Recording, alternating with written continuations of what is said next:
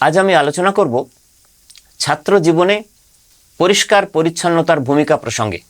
Cleanliness, outer and inner purity.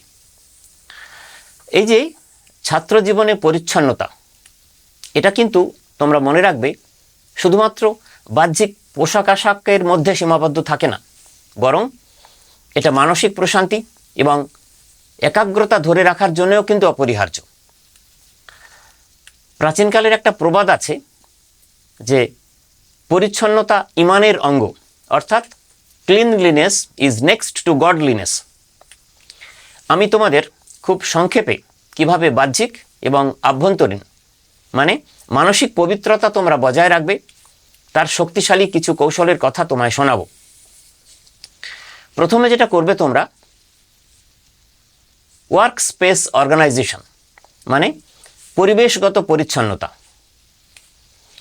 তোমার চারপাশের পরিবেশ তুমি যদি ভালো রাখো তাহলে সেটাই তোমার মনের প্রতিফলন, তোমার ভালো মনের প্রতিফলন। অগোছালো ঘর, টেবিল এগুলো তোমার মনোযোগ বিক্ষিপ্ত করবে। তাতে কি হবে না, পড়াশোনা করতে তোমার অসুবিধে হবে, মনোযোগ ধরে রেখে চর্চা করতে পারবে না।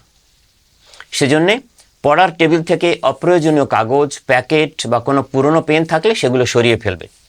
কেবল যা প্রয়োজন পড়াশোনা সংক্রান্ত সেটাই টেবিলে রাখবে। আর কি করবে না, ঘুমানোর ঠিক পরেই নিজের বিছানা নিজে গুছিয়ে রাখবে। এটা কি জিনিস না, দিনের প্রথম কাজ হিসেবে তোমার মধ্যে একটা ডিসিপ্লিনের বোধ তৈরি করে দেবে। সপ্তাহে একদিন নিজের বইয়ের যে সেলফ বা আলমারিতে রাখো সেটা তুমি নিজেই পরিষ্কার করবে। এরপর কি করতে হবে না, ব্যক্তিগত পরিচ্ছন্নতা বজায় রাখতে হবে। পার্সোনাল হাইজিন খুব ইম্পর্ট্যান্ট একটা প্রসঙ্গ। তোমরা তো জানো যে সুস্থ শরীর ছাড়া পড়াশোনায় মন বসানো সম্ভব নয়। সেজন্যে ব্যক্তিগত পরিচ্ছন্নতাও খুব জরুরি। সেটার মাধ্যমে তোমাদের মধ্যে আত্মবিশ্বাস অনেকটা বেড়ে যাবে এবং সুস্থ শরীর, সুস্থ ইমোশন এবং মন নিয়ে তুমি পড়াশোনায় মনোসংযোগ করতে পারবে। নিয়মিত স্নান করবে, নখ কাটবে, পরিষ্কার পরিচ্ছন্ন ইস্ত্রি করা পোশাক পরে স্কুলে যাবে বা কোনো অনুষ্ঠান বাড়িতে গেলে এসব ধরনের জিনিস করে তবেই তোমরা যাবে। বাইরে থেকে যখন বাড়িতে ফিরছো তখন ভালো করে হাত মুখ ধুইবে এবং এই পার্সোনাল হাইজিন সেটাকে বজায় রাখার চেষ্টা করবে এবং অবশ্যই করবে।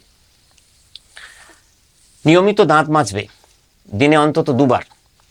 এই যে চুল আঁচড়ানো কোথাও বেরোনোর আগে, এগুলো ছোটোখাটো অভ্যাস হলেও এগুলোর প্রতিও কিন্তু তোমরা যত্নশীল হবে।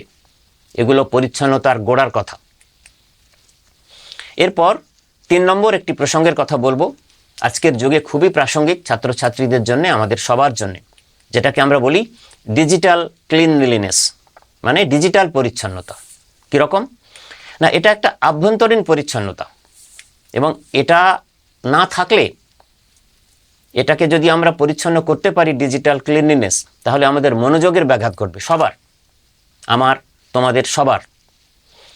সোশ্যাল মিডিয়া থেকে আমরা অনেক আবর্জনা আমাদের মনের মধ্যে ঢোকাই, সেগুলো আমাদের মস্তিষ্ককে কিন্তু টায়ার্ড করে দেয়, ক্লান্ত করে দেয়।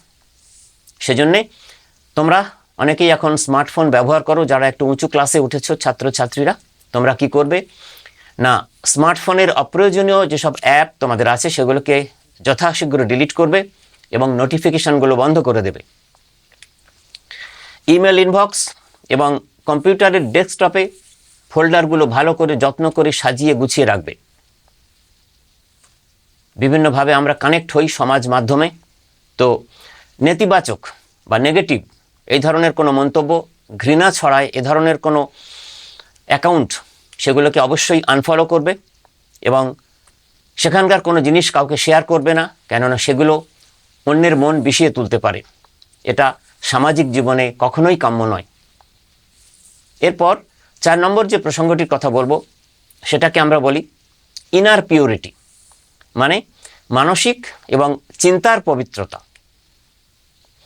এই যে নেগেটিভ থটস, নেতিবাচক চিন্তা, ঈর্ষা, রাগ, এগুলো কি করে না, তোমাদের মনের শান্তিকে নষ্ট করে।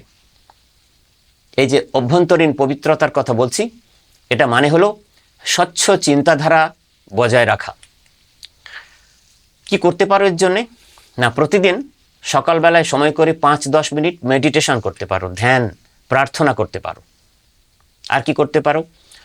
অন্যের নামে কখনো কোনো পরিসরে পরনিন্দা বা সমালোচনা, আমরা যেটা ইংরেজিতে বলি ব্যাক বাইটিং, এটা কখনো করবে না তোমরা, কারোরই করা উচিত নয়। আর একটা জিনিস করবে যেটাকে আমরা বলি গ্র্যাটিটিউড জার্নাল, কৃতজ্ঞতা ডায়েরি। এটা লিখবে, গ্র্যাটিটিউড জার্নাল লিখবে। কি লিখবে?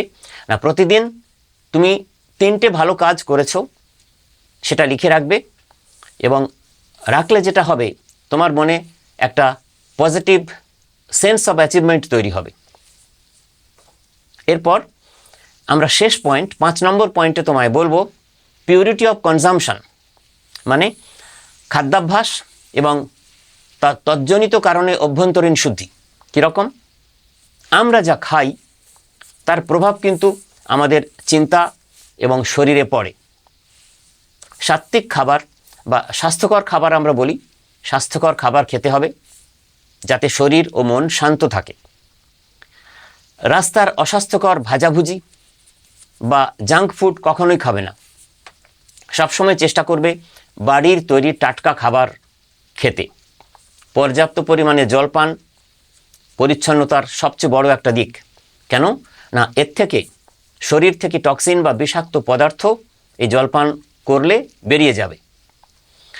তোমরা তো ছাত্রছাত্রী, পড়াশোনা খুব ইম্পর্ট্যান্ট, টাইম ম্যানেজমেন্ট, সময় জ্ঞান কিন্তু খুব ইম্পর্ট্যান্ট।